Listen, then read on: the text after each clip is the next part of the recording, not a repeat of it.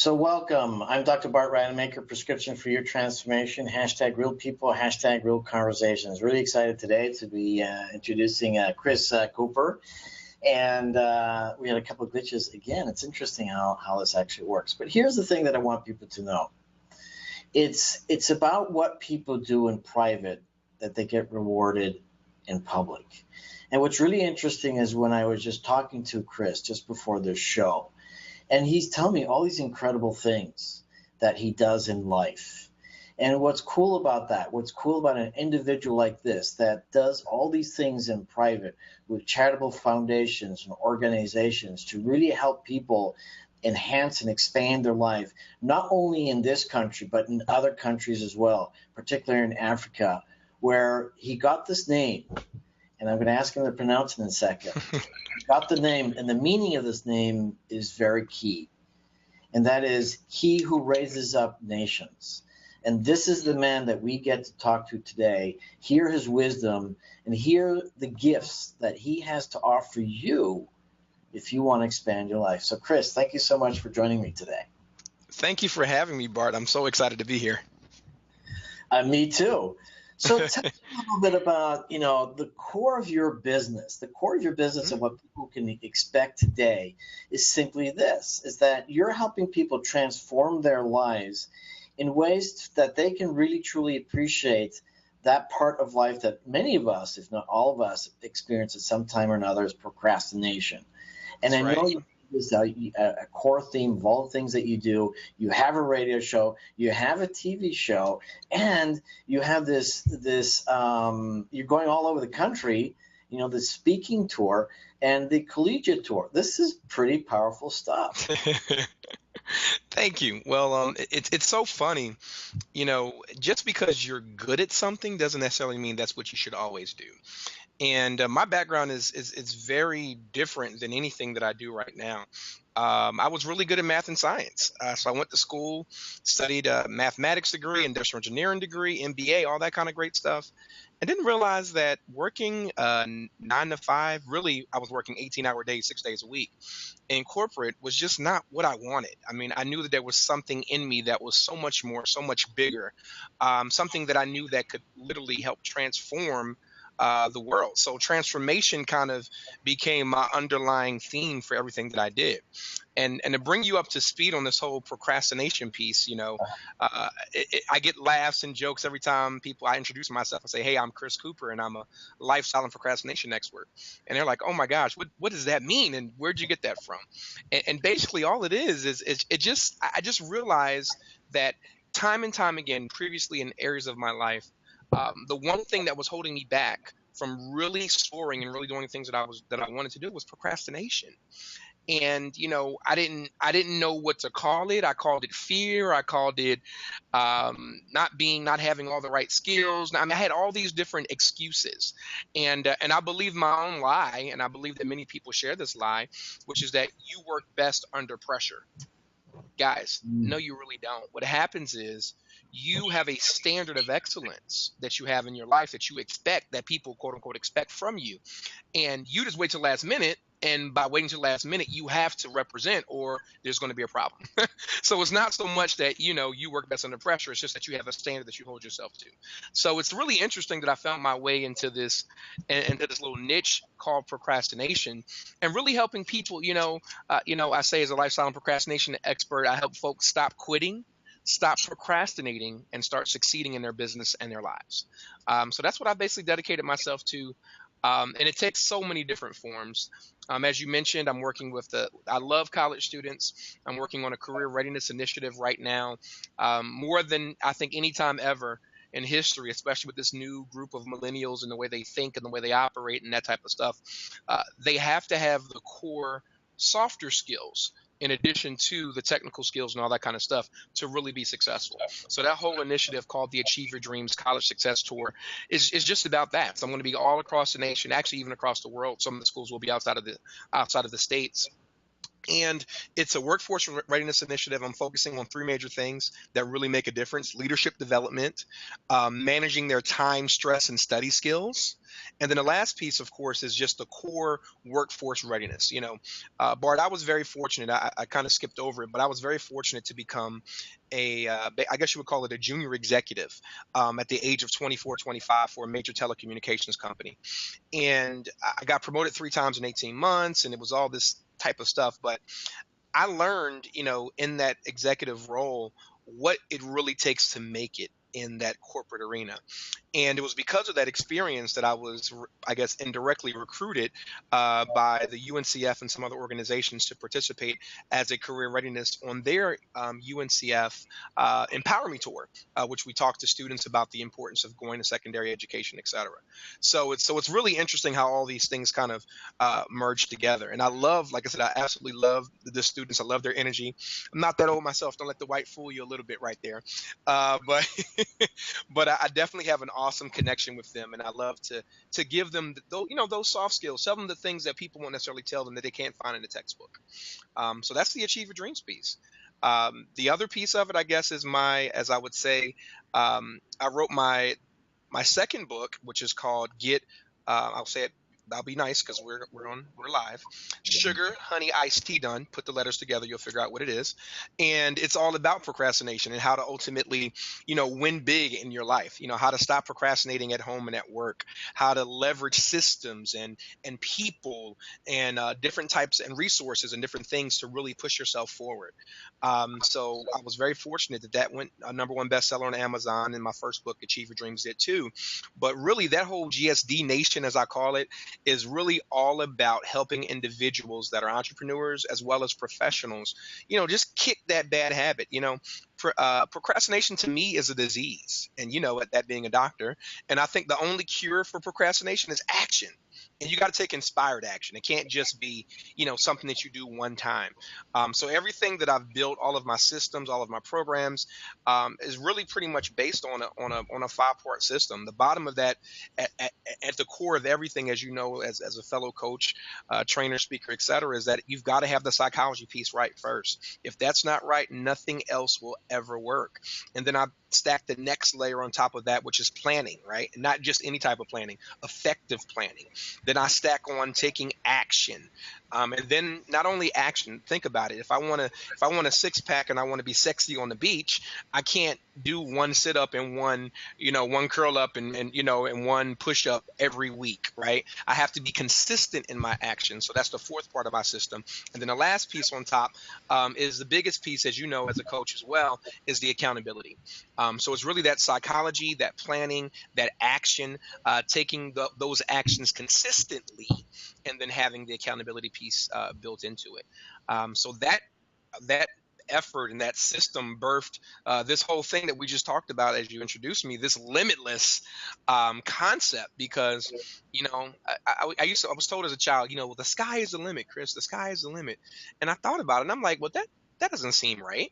I said the sky can't be the limit. It has to only be the beginning if you want to go beyond it. So now, as you said, I'm doing an 11-city tour all across the nation. I start actually in 2 weeks. I'm excited. Beginning here in Atlanta. Then we're going to be going to New York. We're going to be going to, I got to look at my little list. I forget, Miami, Toronto, Chicago, Minneapolis, Dallas, Houston, Charlotte, and Los Angeles. And it's a 1-day intensive, all about helping individuals break limiting patterns and beliefs. Take all that stuff that's been holding you back, push past the fear, understand that we all are looking to overcome basically the same 2 major fears that we all have, which is that we're not enough and that we won't be loved. And from that perspective, giving people skills and, I guess, strategic interventions to help them push past that so they can do some awesome and incredible things. So I am super duper excited about it. It's a great experience. Definitely come check us out in one of those cities near you. Everything's on the website, chriscooperlive.com, so you can find out how to get there. And then the last piece of that, which, we get so many people that are similar to you and me, Bart. They have a heart for transformation. They really want to do some awesome and incredible things. And they've heard this thing called being a coach or being a trainer or being a speaker or being an author. and they just have no clue as to how to do it, or they've been out there trying to do it and they keep bumping their heads. So I've been very fortunate because, as you know, I am the ultimate student of professional development and personal development. I mean, everybody from the Tony Robbins to the Brian Tracy to the John C. Maxwell to the James. I mean, you name them, I've studied under them and invested well over six figures in my own personal development outside of my university degrees. And through that, I just created my own experience that I knew was speaking to individuals much like myself that were looking for how do I really break into that coaching and training and speaking and literary world and really make an impact and make some money, man. You deserve to be compensated for your time, your talents, and your abilities. That's one of my core themes. And so through that experience, I created what I call the Expert Industry Boot Camp, and it's a 3-day intensive, and I bust your, in that experience. I probably spend about 25 to 30 hours on stage over those 3 days. You walk out there with an actual plan, not just a whole bunch of hype. No, you walk out with an actual plan that on the last day of the conference, going into the next day of your life, you are prepared and have those skill set. And that whole premise is really based on, as we talked about a little bit, learning how to really monetize your message and turn whatever you're passionate into being profitable. So that's some of the initiatives that I got. I have the Achieve Your Dreams tour for the collegiate students. I have the Limitless one-day events for all of those individuals looking at change seekers, professionals, entrepreneurs, etc. And then I have the more niched experience for individuals that want to be life changers and dragon slayers like us, and that would be in the form of the Expert Industry Boot Camp. And I think the other thing that I do also is I'm a radio host and a TV host. So I have a radio show that comes on every Monday. It's on a local station here in Atlanta, Georgia, but it's also broadcast on the TuneIn app all across the world. And it's called Limitless Radio. And I interview individuals much like yourself who are really being limitless. They don't have to have these big names and all these accolades, but they're just individuals that have understood the principles of pushing past their comfort zone and really making some incredible things happen, whatever that is. I mean, I've had chefs on the show. I've had actors, actresses. I've had stay-at-home moms, college students, all different types of individuals that have very unique stories. And I love to be able to kind of share those stories with individuals all across the world. And I also have a TV version of that too. And we're working on a whole new concept for a television show as well. So yeah, so I'm pretty lazy, as you can see, right? Twiddling my thumbs as I procrastinate through this. But it's funny. I always introduce myself, as I said, as a lifestyle procrastination expert, and I always say, "Hey, my name is Chris, and I am a recovering professional procrastinator." I love it. I'm just totally in awe. Normally there's a back and forth conversation on this platform, and I'm just intoxicated with all this great stuff that you do. Well, thank you. That's phenomenal, and I have so many questions that hopefully I'll be able to ask all of them. Absolutely. But the first question though is your radio show, when is that? It comes on Mondays, and I'm the lunchtime guy, so it comes between 12 and 1. It's a 1-hour show every Monday. It's a local station, 99.1 FM in Atlanta, WDJY. But you can find it on the TuneIn app, on any type of mobile device or computer or etc. And it's called Limitless Radio. And like I said, I just love being in your seat. I love just learning and experiencing information from individuals, because I really believe that other people's experiences can be the best teachers. I don't profess to know everything. I am, as I guess you would say, my motto has definitely become I'm a student first, I'm a teacher I'm a second, and I'm a servant always. So I look at things from that particular perspective. Love it. So here's my first question. You're not a millennial, are you? No, I'm the end of the Gen Ys, so I'm kind of on that cusp type thing. Kind of on the cusp, right? Yeah, okay. I'm kind of on the cusp. So I'm kind of more of I'm definitely more of a Gen Y guy as opposed to a millennial. But it's funny. I have some of the millennial attributes, but I understand the importance of that. And nothing against millennials. I love them. They're awesome. They love me too. But I understand that you do have to do the work. I know for a fact that the only place that success comes before work is in the dictionary.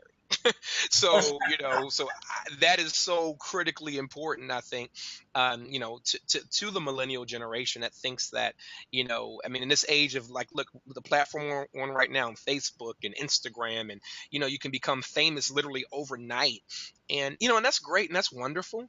But at the end of the day, I'm just a student of more so, I want to be significant as opposed to successful, because success can come and go. It's a cycle, right? You're hot today, you're not hot tomorrow. But when you're significant, I never forget this. When I was applying to business school, I only applied to two schools. One was NYU and the other one was Harvard Business School.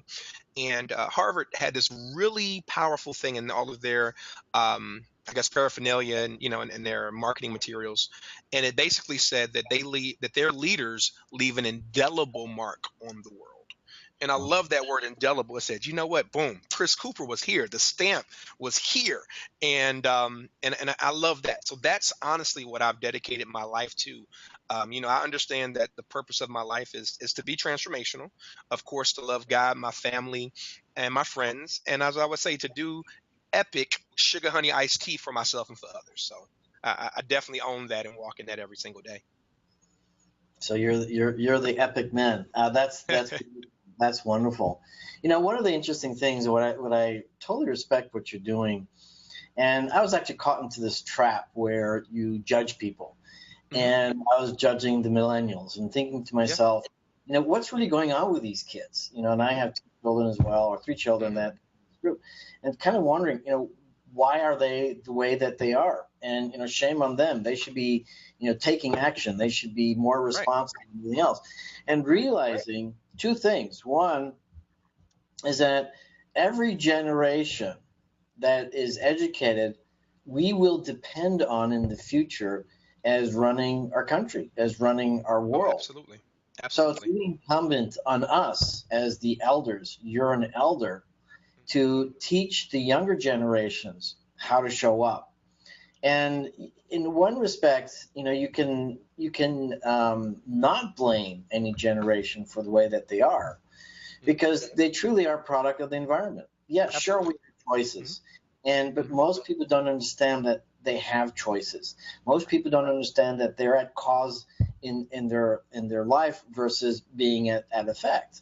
Right. So what I love what you're doing is that you're going out on this college tour and giving something to these young kids, and then inspire them and motivate them to, step out of the trend of their generation and make something of themselves, because that's absolutely critical for them, but it's also absolutely critical for the rest of the world.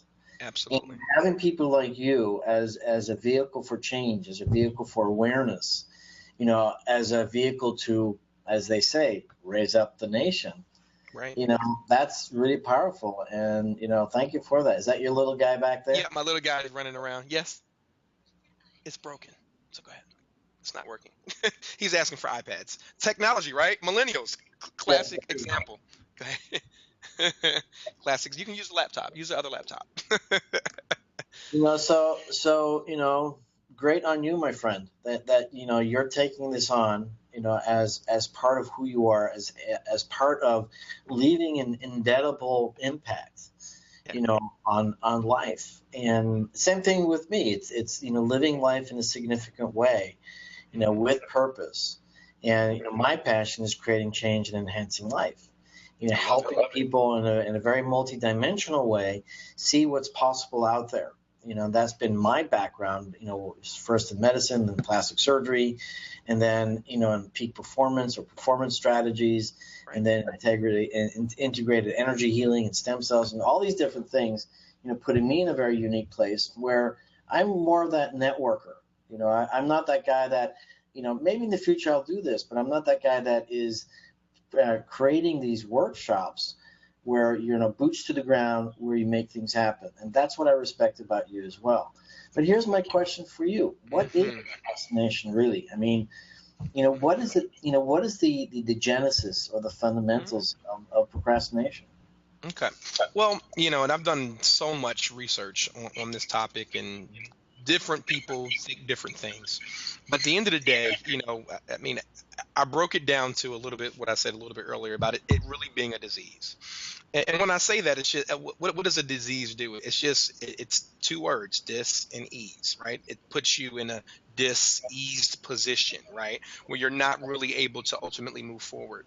So, procrastination, honestly, to me, is really another form of fear. And people talk about fear in so many different ways. You've heard the old adage. It's, if you use an acronym, it's F is for false, E is for evidence, A is for appearing, R is for real. So you hear that. But I guess being a man of science, in technology, much like yourself, we were taught at the end of the day that, if something doesn't go by the five senses, then it's not real. Right. So if you can't see it, if you can't touch it, taste it, feel it, it's hear it, it doesn't exist. But what I've realized about fear is very different, because fear is, as I would say, a mind altering, fictitious force, but it has a very real effect. So it's a mind altering, fictitious force because you can't see it, touch it, feel it, da da da da. You can see the effects of it, the shaky legs at the podium, right? You can see the sweat coming down somebody's forehead. You can taste the cotton mouth in your mouth when you're about to make a big presentation or whatever, but it's basically, it's nothing you can really put your hands on, but the effects of it are very real. So I look at procrastination as a more sophisticated form of that, a more sophisticated form of fear. And so it's up to us to learn, how to ultimately eradicate that particular element of it, because at the end of the day, it can be debilitating. And most times people don't do stuff because they're fearful. And they, as you said, fearful about what you don't understand. Even in judgment, as you said, judgment is a form of fear, right? You don't know what the millennials may be capable of. You don't know what they understand or how they understand it. So therefore, human nature, we shy away from things that we're fearful of. And so I look at procrastination as that. It's just a highly sophisticated form of fear. But I also will never forget this. If you look at the movie After Earth, with Will Smith and his Right. son Jaden, and I'll never forget this one part of the movie and what he said, which was so freaking powerful. He said, "Fear is a choice." Mhm. And when I heard it, I stopped it, and I said, "Wait a minute!" I stopped the movie because I actually didn't see it in the movies. I saw it on, when it was on video already, and I said, "Well, what do you mean? Like, I have to really understand what that means. It is a choice." So procrastination is, guess what? A choice. And we're honestly sometimes rewarded for it. At the end of the day, it can be, um, you know, you wait till last minute and you study for the exam and you crash and you cram and you get an A because you're just that quote unquote good or whatever. So, people have taught themselves different ways of dealing with it. So I just like to put things out in just a very basic format. And when it comes to eliminating that procrastination, it's really just that.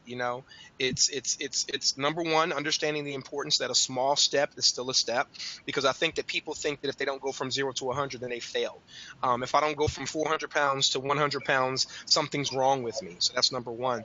And then, after making plans, they have to understand the importance of ultimately telling somebody, right? So a small step is still a step. That's number one. Number two, you got to make plans, because if you don't plan to fail, you've heard that before. If you don't plan, then you're going to plan to fail. You fail to plan, you plan to fail. So then the third thing, like I said, is really about, really ultimately, you got to tell somebody. And this is where a lot of people have an issue. And what you want to do is you want to tell somebody that's better than you in that particular area. So if you want to stop smoking, drinking, etc., don't be around people that smoke and drink. If you really want to kick the habit, you can't put yourself in a situation where people can't necessarily help you. So you got to basically tell somebody. After you've told somebody, you also have to have this, and I think this is very important. You got to have a due date. Now, see, I don't use the word. A lot of individuals use the word deadline. But I'm really into, I love, I guess, linguistics and language, and when I look at the root word of deadline is what? Dead. I don't want something that's dead. I want something that's alive, right?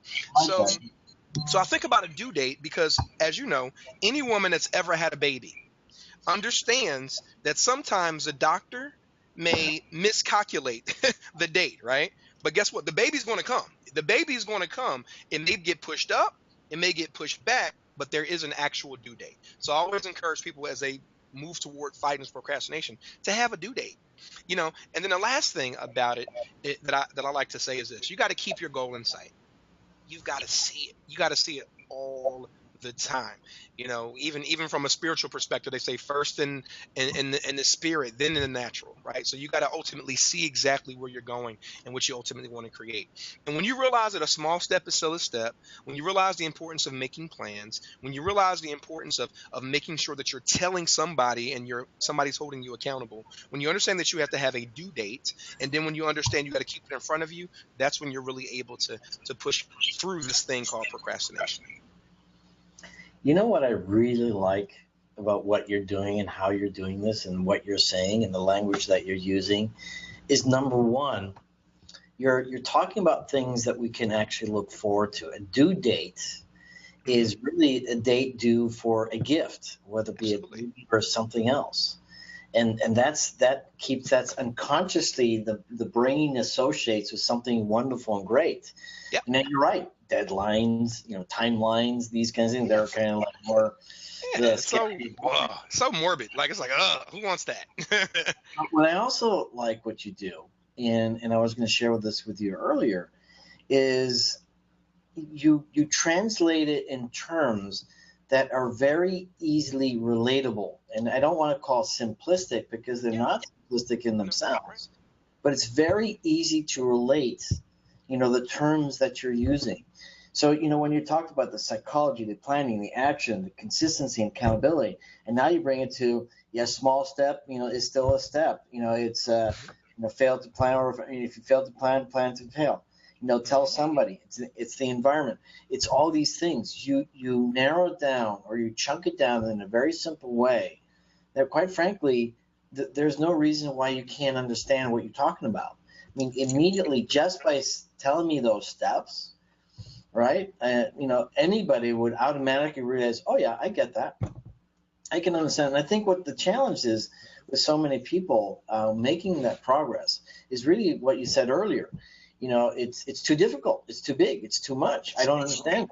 right. I And you shut down when that happens, right? A confused person does what? Nothing. They do absolutely nothing. So you've got to put yourself. I 100% agree with you. Making it simplistic, make it easy. See, at the end of the day, and I say this, and one of my mentors told me this a long time ago. He said, "You know what, Chris?" And he was talking about money in particular. And he said it's easy to make money, but it's easier not to. And I looked at him like, what do you mean by that? Like that's such a blanket statement. What do you mean it's easy? No, it's not. It's hard. You have to grind. You got to bust your butt. You got to have plans. You got to get a job. You got to have a business. You got to have seven. All this stuff that people teach you and tell you. And he said, no. At the end of the day, it's easy. And what I love about systems, and that's what I was basically sharing with you, Bart, is that a system to me is really simple because it's it may not be easy, but it is what you just said. It is simple. And when I think of system, it's an acronym that I always use. I say save, S is for save, Y is for yourself, S is for stress, T is for time, E is for energy, and M is for money. So get a system to save yourself stress, time, energy, and money. And believe me, people love me when I'm able to save them any of those things: the stress, the time, the energy, or the actual money. So I'm just like I said, it doesn't necessarily, like you said, have to be easy, but it can be simple. And I think that's what I think sometimes people miss. Even when I wrote my books, right? So they say write a book on what a sixth grade level, right, or sometimes eighth grade, depending on who you talk to. But there's a reason why it's that way, because most people, don't even finish a book. My first book, I intentionally made it under 100 pages. Why? Because I knew it was like 96 to be exact, but I knew the average person doesn't read a 100-page or more book. So I wanted them to be able to take the information, get the bite-sized pieces they needed, and be able to ultimately apply them. So that's the way I wrote my first book. And I took that same philosophy that you just said. See, because when I say easy, people feel like there's no work involved. And there is work involved. But it's simplistic type of actions that create a bigger effect to get you to the result that you want. if that makes sense. That makes perfect sense. And a term that I actually like to use all the time is clarity. And I Yeah, think lack of it is the thing that causes all the problems within us. And 100%. that clarity is, you don't know where to go, and that is perhaps, fear, and then that leads to frustration or just procrastination. And it's when you can make things in a very relatable, and I like that word relatable because it Hmm. means that you get to understand it. It means that you can actually have a reference point to what this really means to you. Right. And call it simple or not. But you're right. I mean, clearly you've done a tremendous amount of work over the years. And in that process, had many, many opportunities to do major contributions to the world beyond yourself. And I'd love to explore some of those ideas in the Hmm. future. Just, for today, I just want to wrap it up by just asking you or having you share with us, Hmm. the different, charitable foundations that you're working with, because Hmm. truly, I think that is such an inspiration for me and anyone else to know that, what, you can do this, Hmm. with all the hard work that you have already, with your show, your tour, your book, and your family and your kids, and your love for God and everything else. You still Hmm. find the time To to give become back, right? And you know what? You know what, Bart? Giving back to me is not an option. And I realized that a long time ago. I'm from North Philadelphia, from I guess they would call the hood, quote unquote. Very rough part. Um, Even my mother had me when she was very young. She was only 16. And my family was very adamant about the fact that I would grow up, I would become a statistic, I wouldn't do anything in life. So they even, some of the family members even said, well, she needed to get an abortion because, she was going to be a teenage mom, in the inner city. It was just a bad, bad, bad situation. But she literally said that when she was carrying me, that God told her that I would grow up and do exactly what I'm doing right now. And and to have that as the basis for me being on this planet, I I look at service as a mandate. It's not an option. It's what I absolutely have got to do. And to your point, I am so passionate about the two things I think I'm most passionate about are children and education. I mean, those things are huge. I'm just going to be very upfront and honest and frank with you. Education saved my life. I mean, literally, I was given the opportunity to have a full scholarship to college, academic one. Because education literally saved my life. I would have not had the opportunity to go to university had I not had the scholarship.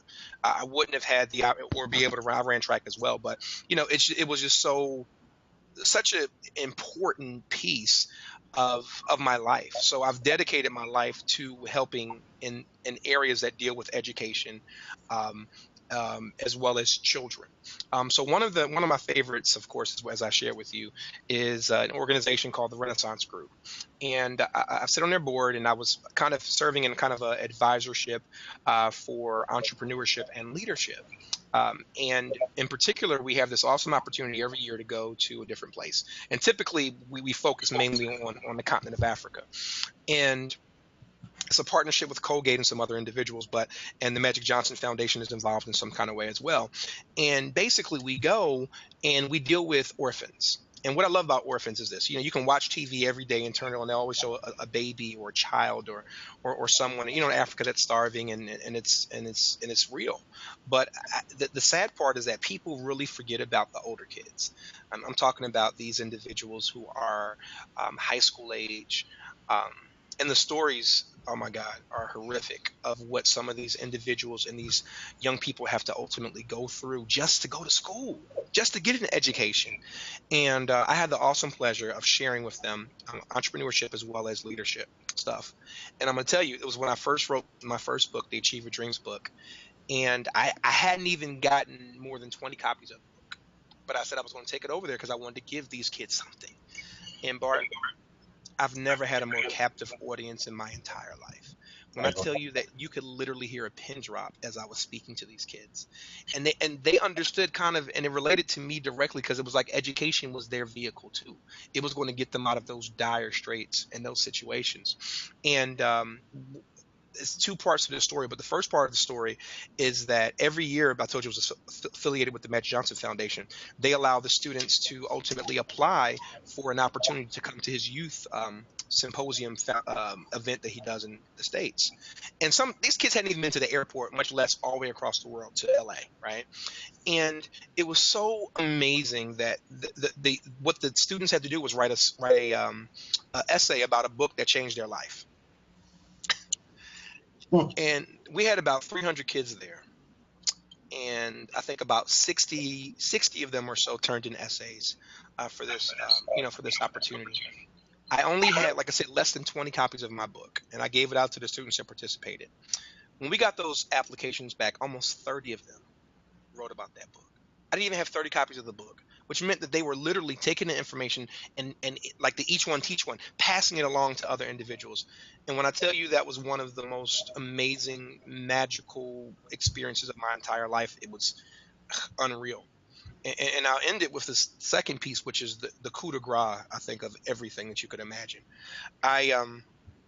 These kids are Zulu Nation children, and the Zulus were historically have been one of the most powerful tribes in Africa. They were one of the last tribes to be colonized by the Europeans, and these kids just have such a strong spirit.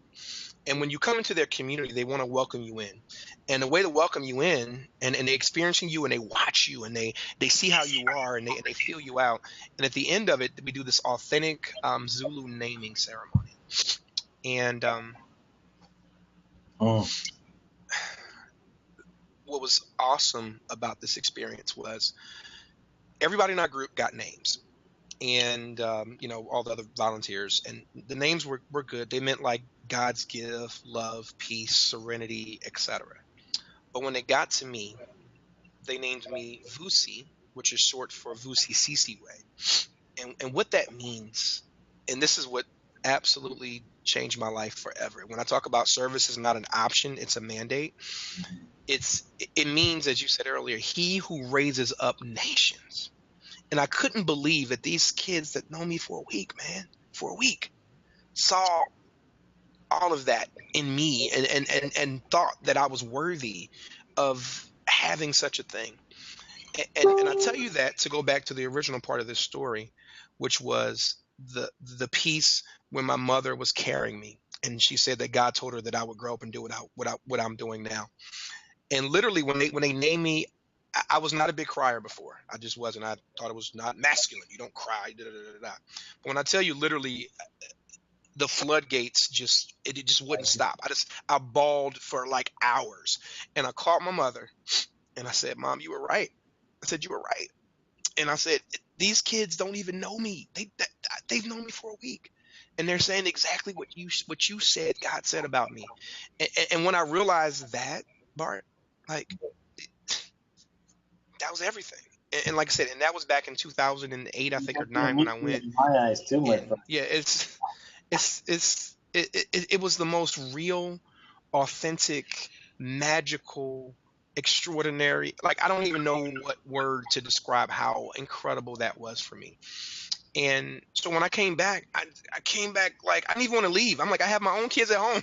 I need to get home to my kids. But I was so enamored with them and so in love with these kids, and more so in love with their spirit. Their tenacity, their will for life, their knowledge, and that, like I said, led to me becoming on the boards of different educational programs in schools, like I do for KIP, KIP Ways Academy and the KIP organization, and I'm a member of the 100 Black Men and Kappa Alpha Psi Fraternity Incorporated and National Society of Black Engineers, and just so many different types of organizations where I'm given the opportunity to ultimately, National Black MBA, where I'm able to give back in a major way. And like I said, it's not an option, Bart. It's who I am. As I said earlier, I know the purpose of my life. The purpose is to do what you're doing right here, to be transformational. As I said, to love God, my family, and my friends, and to do epic sugar honey iced tea, as I would say, for myself and for others. And I know the only way to do that is through service. Well, I have to tell you, Chris, this has been an incredible honor to finally discover who you are and you be the model of this beautiful kid right there. Yeah, this is my youngest. This is Blake. Say hi, Blake. Hi, Blake. We're talking live on Facebook Live, man. You have an You know, amazing you're on father. camera. You're a very lucky boy, and I'm proud to know him as well. Say thank you. Go ahead, buddy. You can go ahead. You want to go with your brother? Okay. He wants to stay there for the rest of it. Okay. Oh, there you go. So Yeah, I guess the iPad's not working, right? the iPad is broken, so technology causes him to have to be here with me. So what a beautiful gift you are, Hmm. and what a Thank great you. honor it is for me to be on this side of the camera with you Thank you. and hearing your stories and the opportunity to actually share your stories as well.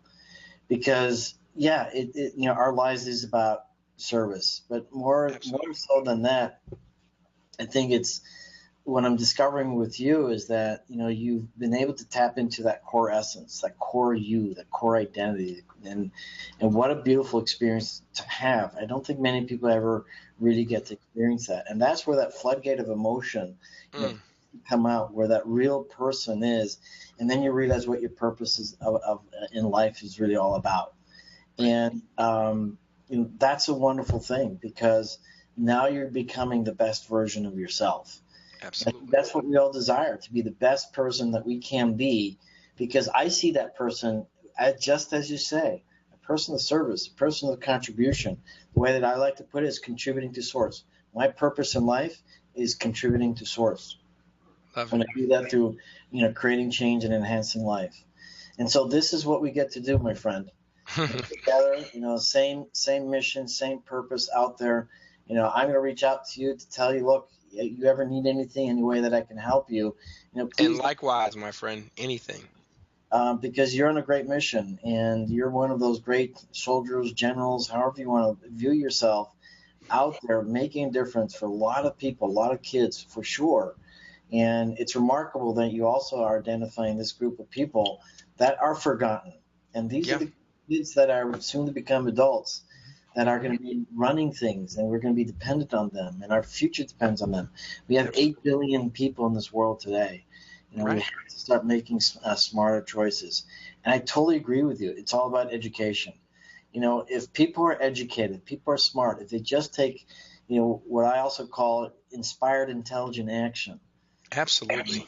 Yeah. it, we're gonna be okay. But we have to Hmm. be smart about it. We have to be respectful, non-judgmental, just open. And the way that I like to phrase it is, and the purpose of this platform really is, tap into the collective wisdom and create a space for generative collaboration. We can all work Wow. together. We can all learn from each other. We can all make this place a better place. And it's having that clarity, not being in fear, and all those things. So once again, I really thank you for today. Thank you. And Thank you for the opportunity. This has been absolutely incredible. I'm really enjoying it, and he's enjoying it too, right, Blake? Blake, want to say anything? Any last words, Blake? You want to say something, Blake? Or you can listen here and say it. And say hello, everybody. Hello, everybody. All right. Say be Thank you, amazing, brother. Be amazing. achieve your dreams, Achieve your and dreams execute your passion, baby. and execute your passion. I love it. All right.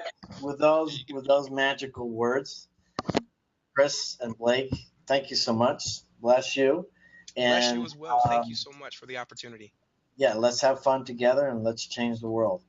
100%. I love it.